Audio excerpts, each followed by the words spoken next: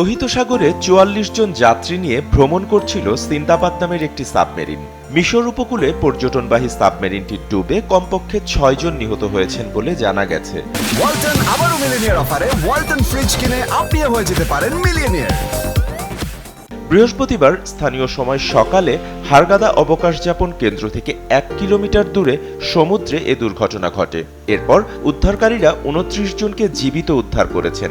সাবমেরিনটি লোহিত সাগরের উপকূলবর্তী এই শহরে হুরগাদার কাছে পর্যটকদের প্রবাল প্রাচীর দেখাতে নিয়ে যাচ্ছিল।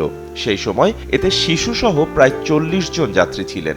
সাবমেরিন সিন্দাবাদে থাকা পর্যটকদের সবাই রাশিয়ার বলে জানিয়েছে মিশরে অবস্থিত রুশ দূতাবাস।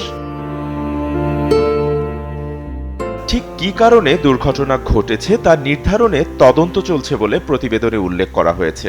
তবে আশঙ্কা করা হয়েছে এটি পানির নিচে ৬৫ ফুট গভীরতায় এক পাথরের মধ্যে ঢুকে যায় এবং প্রচণ্ড পানির চাপের কারণে এটি ডুবে যায়। তবে এখনও কোনো স্পষ্ট কারণ নির্ধারণ করা হয়নি। আহতদের স্থানীয় হাসপাতালে নেওয়া হয়েছে এবং নিহতদের মরদেহ সেখানে রাখা হয়েছে। মিশরের রাজধানী কায়রো থেকে প্রায় ৪৬০ কিলোমিটার দক্ষিণ পূর্বে অবস্থিত হুরগাদা পর্যটকদের জন্য একটি গুরুত্বপূর্ণ গন্তব্য। দেশটির পূর্ব উপকূলের লোহিত সাগরের প্রবাল প্রাচীর ও দ্বীপগুলো পর্যটকদের কাছে অন্যতম আকর্ষণ, যা সে দেশের গুরুত্বপূর্ণ পর্যটন খাতেরই অংশ। এই খাত থেকে প্রায় ২০ লাখ মানুষকে কর্মসংস্থান তৈরি করেছে এবং দেশের মোট দেশজ উৎপাদনে ১০%-এরও বেশি অবদান রাখে। বাপ্পি খান, এসএ টিভি ডিজিটাল।